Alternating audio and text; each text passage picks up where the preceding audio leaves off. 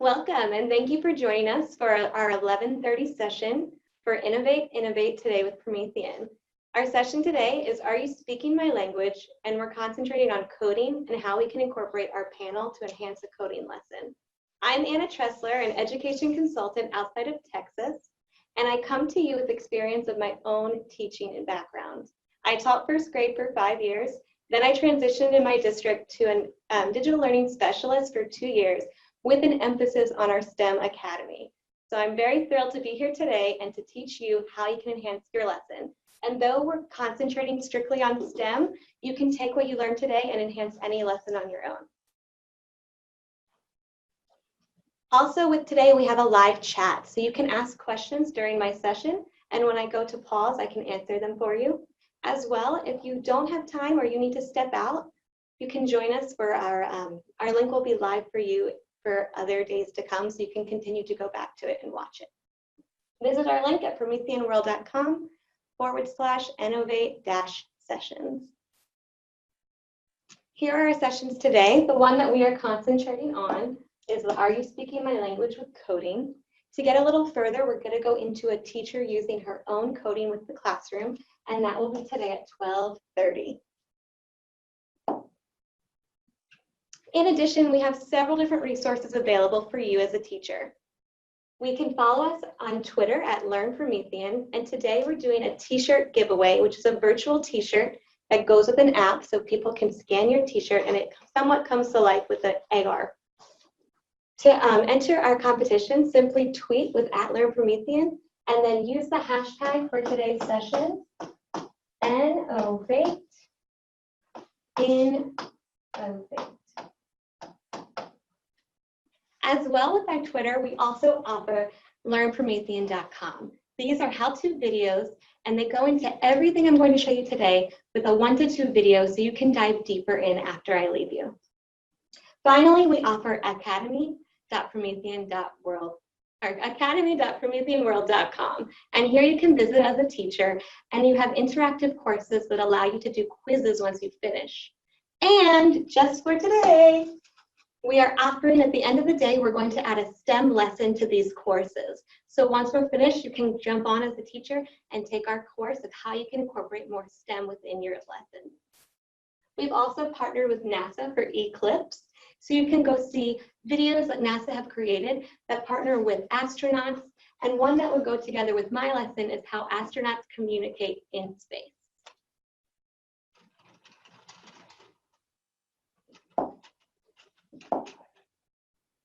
All right, so why coding and why incorporate it with STEM? Coding introduces the students to computer science, as well as allowing them to create something on their own. When you think of getting students ready for a career in the future, they like to think of a skill they're already partially good at. So if they're already working with soccer or practicing soccer skills, they might say that they want to grow up and become an athlete. By introducing coding skills at a young age, the students can jump on and realize that this might be something they're actually good at. And then they can grow up to work in the field of coding. How coding impacts the world is that every occupation within the 21st century has some sort of coding detail. Also, just with the students itself, it will empower the students and it incorporates collaboration, communication. And when we get into the STEM lesson as well today, they'll be able to publish it to a broader audience. And when thinking about future-ready skills, this is something we definitely want students to be working on. Because when we think of the future, coding careers are projected to rise twice as high as that of other careers. So students could go and become game designers, software developers, and then also work for big companies that they've already heard about, simple as Google or Facebook. So we're going to dive in about how we can use this panel to enhance your lesson. For this lesson, we took a PDF from Discovery Education called Cracking the Code, and the students will have to use a software programming to create a character, a maze, and then write the code of how to get their character through the maze. For this, we're using our titanium panel, which comes from our Element series. The panel itself was created with teachers in mind by teachers. So we have this unified menu, which is available wherever the teacher may be on the board. Also, if I have a student come up to that side, they can simply toggle out and still be able to access this. Before the Element series was created, teachers were invited to give their feedback about what do they actually need and what will they use on a day-by-day basis. So instead of just throwing bells and whistles into our panel, we thought what is actually purposeful and how can teachers use it and be able to have an intuitive experience. With each of our apps located in the unified menu, there's a picture as well as corresponding words that go and allow the teacher to know exactly what they're using, as well as the students for themselves. Within our unified menu, we have a locker. Our locker is special, and you'll see the picture up here, because it has and houses all of the apps you may be using in your classroom. Currently, we have a Chromebox attached to the panel, so additional apps that you may use with your students, you can download them as well. The panel itself comes with a built-in browser, as well as it comes with our Promethean store, so you can download apps just from plugging in the panel and connecting it to Wi-Fi.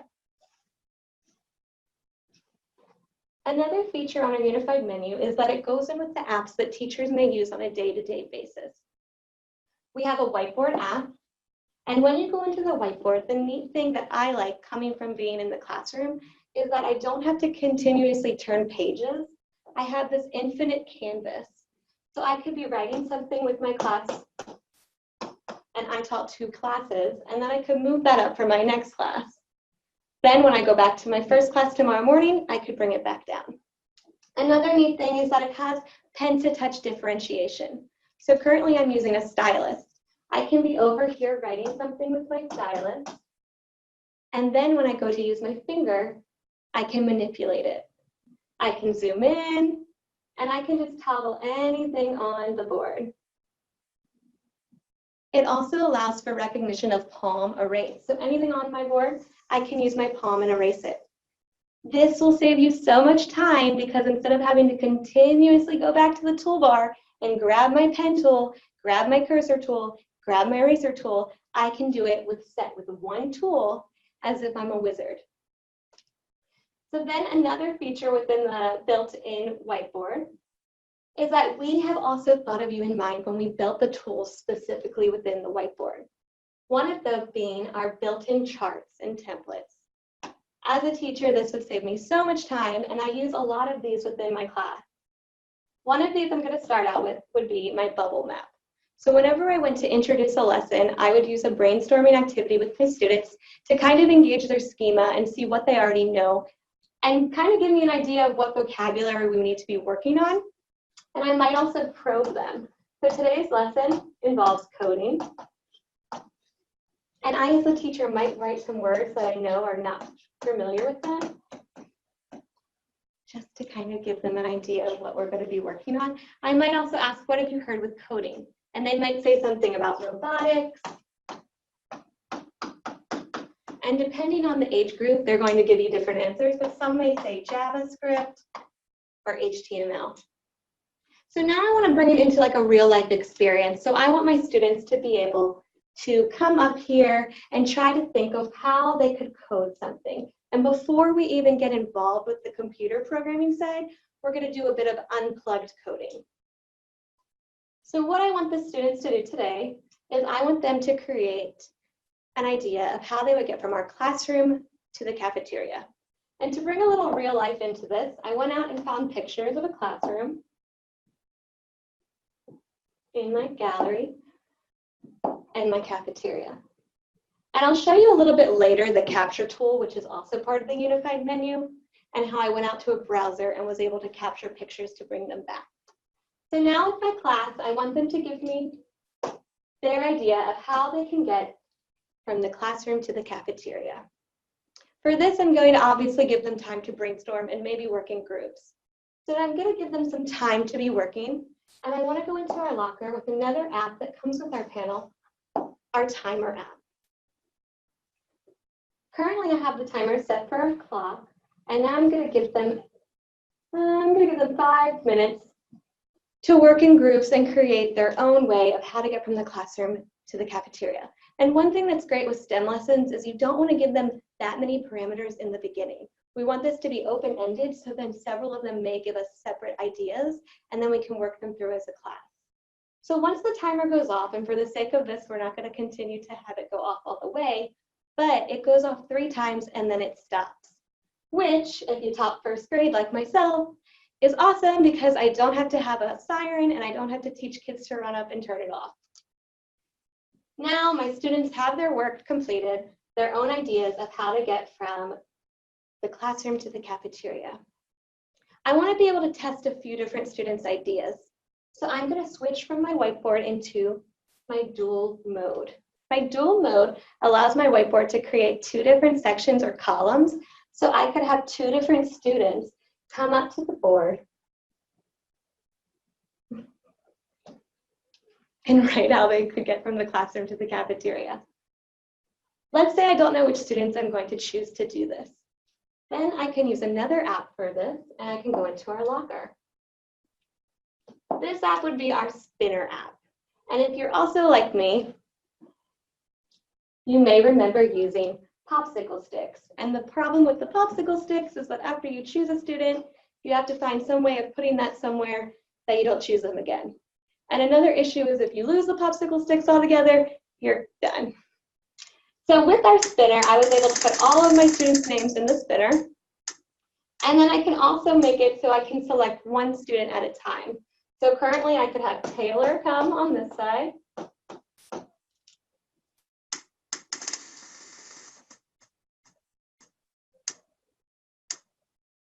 And then I can invite Ethan up on this side. And the thing about the spinner is that I, the teacher, am not choosing for them. So they don't think I'm purposely choosing the child that continuously gets the answer right. The spinner invites them both up. They can use the tools, and they can start writing what they think their code is to get from the classroom to the cafeteria. So they might say, turn right, go left, so on and so on. So now we need to test if this is correct. And what you'll notice is that these aren't that detailed. So when you're giving a demonstration, if they turn left, you're not exactly telling them how far to go. What I would use then is I would go in and use our screen share function. And I'm going to get into this with a real life example a little bit later. But our screen share allows for your device to cast to the board. So for this demonstration, I would connect my mobile device, cast to the board, and then I would enable my camera app on my mobile device. Then I could use a teacher aide or a student and have them use the mobile device to walk throughout the school and test if this code actually works. The students may not understand yet that this is creating code, and what we're testing for are bugs. So the whole idea of this activity is unplugged coding, and to give them an idea that we're taking something bigger and breaking it into specific steps. Now we're going to jump into the real lesson. So now the students kind of got a brief introduction. The lesson we're using today is from Discovery Education, and I simply pulled up a PDF. When I was a teacher, I like to have my objectives on the board for students to go back and realize what they were working on. And as well as other people would come into the classroom. If you have a STEM classroom, it's known to be loud and there's different things going on at different times. So I can use my capture tool and I can have my objectives on the board.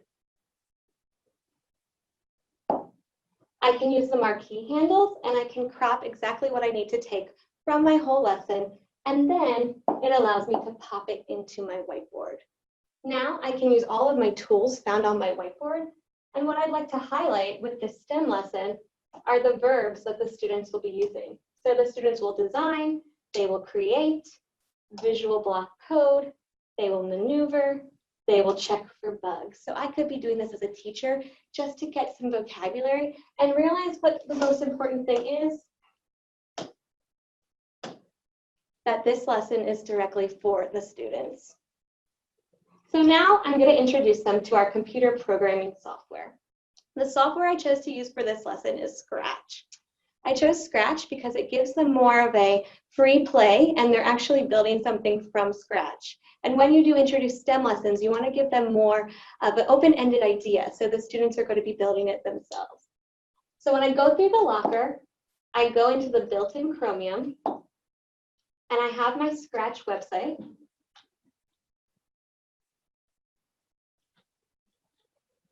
And then once my Scratch website loads, I can do then whole class, introduce them to what they would be doing on this end. What I'm going to show them first is that they have 2 steps to begin with. The first step as a class, and they would be working on this, would be to create their character or a sprite. So step 1, create your character. I'm going to use the capture. And then I'm going to pop it back to my whiteboard. So now we know that this is step 1. Then going back to my Chromium app, I need step 2. So step 2 for this lesson is that they are going to have to build their maze.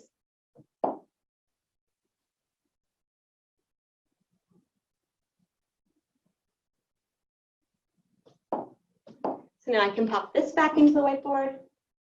Now I know this is step 2. So we've done all of this whole class with me leading. Now I'm going to jump more into a facilitator role and have the students go out and build it themselves. I'm going to throw out the timer again. And this time I'm going to use one of our presets. So now they have 10 minutes to go out and build. During this time, I can be walking around and I can keep this up on the board for them to get an idea of step 1 and step 2. All right, now I'm bringing my class back to full screen and I'm bringing them back to the rug to understand the next direction. If we go back to the objectives, you'll see that they're using visual block code and they're using the program to have their character go through the maze. Now I'm going to go back into my Chromium browser, and here's where we're actually going to build the algorithm or the code to see if we can get our character through the maze. I chose the Scratch because it uses the block visual coding, but unlike the basic features where you just have right, left, up, and down, this one allows for us to incorporate some math where you have to make estimations of how the character and how long it will take them to go through each part of the maze. Now I want the students to get an idea of what happens when they use each of these blocks. Instead of me controlling it, I'm going to bring out another spinner. So before I showed you just using the spinner with the names, one of our ideas within Promethean is how to empower the lesson. So how can we bring a simple spinner app, but then make it engaging and also create more of the lesson and maybe make additional ideas of how you can continue to use this. So I have a coding lesson, and each of the pieces within my coding lesson relate to one of the blocks. So I could have a student come up, they could spin it, and then they have to grab the block that will go with the corresponding spinner. Turn right 90 degrees. There you go. All right, so I'm going to turn, and then they'll have to change 90 degrees. So then when they touch it, they'll notice that their character is changing. Then I could bring another kid up, spin again, move 90 steps, bring a block down for move 90 steps, and once I see they connect, the student can touch it and now see what happens to the character. So this as a whole class will give them an idea of how to actually build their language and build their code, and using each of the blocks to kind of give them an intro of what they're going to be doing. At this point, I would then release them back to their desk to get started. So I'm going to go back out to my timer, and this is when they're actually building. I can keep this up here if they want to come up and test the different blocks before using it on their own hand. And this would probably be a little bit longer, but with any STEM lesson, you like to stop, rethink, test, and then go back and edit as well. So I'd let them work on their own, continue going around and monitoring, keeping this up open so then students could still come out here and practice. And then I'd invite them to stop when the timer's finished. And now we need to test their maze. Another cool feature about Scratch itself is when you're finished, you can publish it to a broader audience. So just like anything with Twitter or anything with a global audience, it brings more of a community feel into your classroom. And also the students take more power knowing that they're creating something that they're showing to more than just their classroom and more to just their teacher. All right, so I'm going to connect to a student's screen using our app, Screen Share. And the neat thing about our Screen Share app is that you're able to cast up to 4 screens at one time for the teacher to be able to toggle between who they would like to test. For this, I'm going to use the computer over here, which is not connected with any wires, and we're going to connect it through the Screen Share app over the cloud. So I entered the code, and you'll notice I have the 1 pop up. So when I open the waiting room is a neat feature because when I first entered the code, it gave me the option to write a name, whereas other casting, it will just say Chromebook casting or iPhone. So now I know exactly that Sean is connected. Another neat feature is that a green button will come on if there's enabled touchback. So if it's a Mac or a PC device, I will be able to manipulate it from the board. Thinking as a teacher, if I'm doing a small group in the back, I can be casting something to the panel, and then I can have students be up here manipulating and create their own station with the panel. I can be doing a reading group, and I can browse up and down to make sure they're doing something correctly. So I'm going to open up Sean's screen. And now I can invite other students to come up here to test, or I can bring just Sean's group and test it together with me. So he has his maze, he has his character, and he created his code. So when I click to test it, seems like he didn't create the whole code. So we need to think, what does he need to change? I can use my annotate tool, and now I can write over top of this, and it looks like his character didn't quite get there. So somehow we need to move him to the next position. So I might need to use another move, and I also need to adjust the numbers. So I've been working with Sean, and he's been giving me ideas of what we would do to change this code to make it work. We wrote on top of his work to give us an idea of what exactly he has to change, and now he's going to go back and finish that. But I can then capture it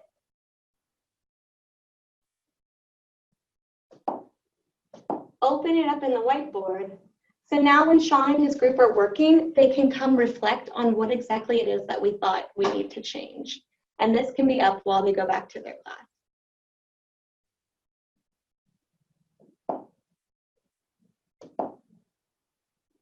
When looking at this lesson, we incorporated our Whiteboard app. We incorporated our timer to time the students and program exactly for the teacher how much time I have to keep going. We did our spinner, and not just for names, we incorporated it within our lesson.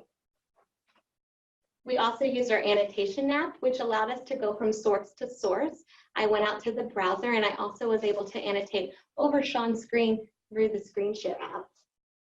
We used the Capture app to capture exactly which step they would be using for this process. And then we also used the Screen Share app, and that was how I could cast the students' devices, as well as cast my mobile device to test out my maze. Any questions so far about?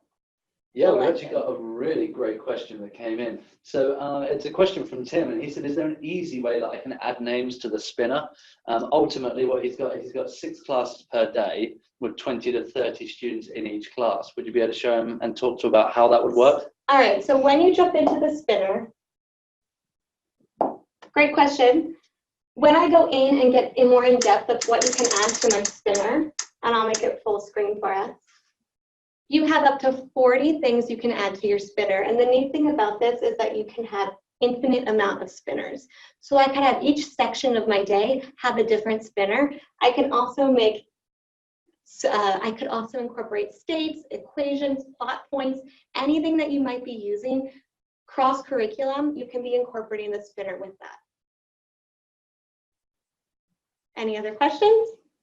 Awesome. Well, thank you so much for joining me. And in addition, go check out our Promethean Academy. Like I said earlier, there will be a STEM course for you to check out later in the evening.